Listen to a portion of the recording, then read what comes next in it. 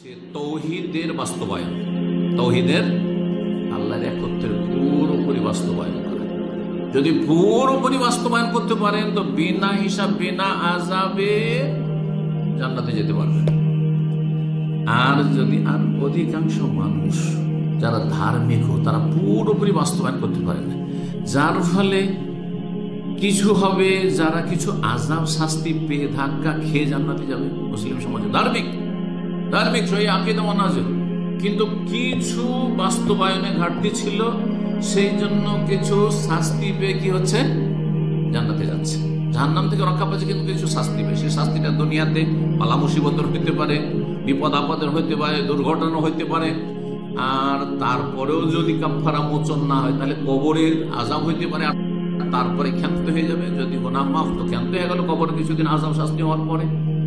আর যদি তাতেও কাফারা মোচন না হয়, হাসর মাঠে কিছু শাস্তি হলো ধাক্কা খেলো, পুলিশের হাতে কিছু শাস্তি খেলো ধাক্কা খেলো, তাতেও যদি না হয় তাহলে কিছুদিনের জন্য, দীর্ঘদিনের জন্য জাহান্নামে যাবে। আর আরেকটা হচ্ছে হিসাব, বিনা হিসাবিন ওয়ালা আযাব, বিনা হিসাব বিনা আযাবে যদি জান্নাতে যেতে হয় তাহলে পুরোপুরি তাওহীদের বাস্তবায়ন। ঘাটতি বেশি ধরনের ঘাটতি, তাহলে আযাবের সম্মুখীন, হিসাবের দুটোর সম্মুখীন। আর যদি দেখা যায় যে অল্প স্বল্প ঘাটতি আছে তাওহীদে, তাওহীদ মানে বড় শিরক নাই, কিন্তু বড় শিরক নেই, হ্যাঁ, কিন্তু তাওহীদে কিছুটা ঘাটতি আছে, কিন্তু এত ঘাটতি নেই যে আযাবের সম্মুখীন হবে। আযাব আল্লাহ দেননি, কারণ দৈনিক মাফ হয়ে গেছে, এত ভালো আমল করেছে দৈনিক মাফ হয়ে গেছে, ছোটখাটো সাগীরা গুনাহ হয়েছে দৈনিক মাফ হয়ে গেছে, তাহলে হিসাবের সম্মুখীন হবে, হিসাবের সম্মুখীন হবে। তাহলে এক শ্রেণীর লোক হিসাব আযাব দুটোই হইল আর জান্নাত গেল। আর এক শ্রেণীর জান্নাতি যারা জাহান্নাম থেকে বাঁচলো তারা হয়তো আযাবের সম্মুখীন হলো না, কিন্তু হিসাবের সম্মুখীন হইলো। হিসাব নিকাশ, তুমি এরকম করেছো, তুমি এরকম করেছো, তুমি এরকম করেছো, আল্লাহ হিসাব নেবেন। আর এক দল বিনা হিসাবে বিনা আযাবে জান্নাতে যাবেন। নবী সাল্লাল্লাহু আলাইহি ওয়াসাল্লাম বলেছেন তাদের সংখ্যা 70,000, প্রত্যেক 70,000 এক একজনের সাথে আরো 70,000। আল্লাহ যেন সেই দলে শামিল করে এবং সেই রকম ইমান আমল কোয়ালিটি তৈরি করে যেন তৌফিক দান। আর এক দল যেটা বিনা হিসাবে জাহান্নাম, কি বিনা হিসাবে জাহান্নাম, ওর হিসাবে হয় না। ফালা নুকিমু লাহুম ইয়াওমাল কিয়ামাতি ওয়াজনা, যারা কাফির মুশরিক, বড় শিরক করে মরেছে, আল্লাহ ছাড়া অন্যকে মাজারে সিজদা করে মেরেছে, মাজারে জবাই করেছে খাসি মোরগ, যে খাসি মোরগ জবাই করলে চাদর চড়াইলে রুজিতে বরকত হবে, ছেলে পাবো। সুতরাং বিনা হিসাবে জাহান্নাম, চিরস্থায়ী জাহান্নাম। তো তাওহীদের বাস্তবায়ন, তাওহীদের ফুল বাস্তবায়ন কি দেখেন। তাওহীদ পরিপন্থী বিষয় বড় শিরক, ছোট শিরক, বড় কুফরি, ছোট কুফরি, বড় মুনাফিকি, ছোট মুনাফিকি। কয়টা বললাম? 6টা হয়ে গেছে। কিন্তু আর যে কোনো গুনাহ, এমন কোন মানুষ আছে গুনাহ করেন না? তাহলে অধিকাংশ মানুষ পুরোপুরি তাওহীদের বাস্তবায়ন, অধিকাংশ মানুষ পুরোপুরি তাওহীদের বাস্তবায়ন করতে পারে না। আকীদা ঠিক আছে, আকীদা ঠিক আছে, 5 ওয়াক্ত আর ফরজ ওয়াজিব সব ঠিক আছে, কাবিরা গুনাহ থেকে বেঁচে আছে, কিন্তু সাগীরা গুনাহ বেশি হয়ে যাচ্ছে। সাগীরা গুনাহ অল্প স্বল্প নয় যে দিনে 1-2 সাগীরা হইল, সাগীরা মেলা হয়ে গেল। আর আজকাল এই ফিতনার যুগে, ইন্টারনেটের যুগে কাবিরা গুনাহ হচ্ছে। তাহলে এই কাবিরা গুনাহ কেন হচ্ছে?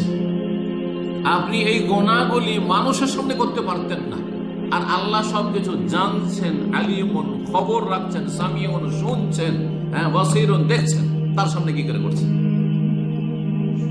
উদাহরণ আপনাদের সামনে আছে।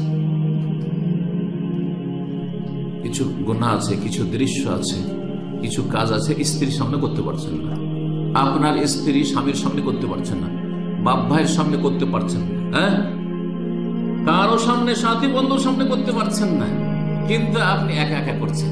গুনাহ না? তাহলে আপনার তাওহীদে ঘাটতি আছে, তাওহীদের পুরোপুরি বাস্তবায়নে ঘাটতি আছে। যে রবের চাইতে এরা বেশি তোমার কাছে মূল্যবান হয়ে গেল, যে এদেরকে লজ্জা করো আর রবকে লজ্জা করো না। রবের সামনে রবকে জানিয়ে তুমি এই গুনাহগুলিতে অপরাধে লিপ্ত হচ্ছ, আর মানুষ থেকে লুকাচ্ছ। তুমি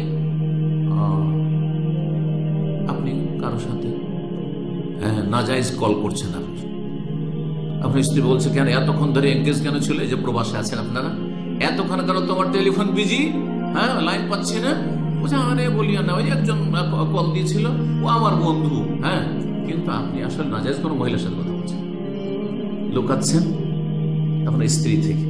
এই স্ত্রীর ভয় বেশি, কিন্তু রবের ভয় হলো না। এইটা হচ্ছে আপনার তাওহীদের বাস্তবায়ন ঘাটতি।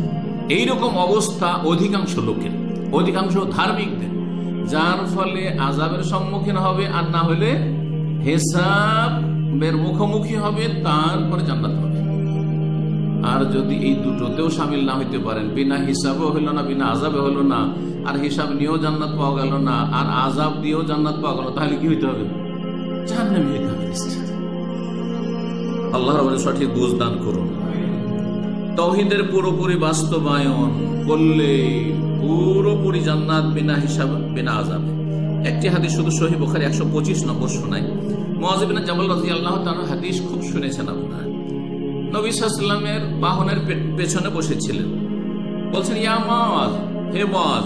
লাব্বাইক ইয়া রাসূলুল্লাহ, হাজির ইয়া রাসূলুল্লাহ, ওয়া সাদাইক।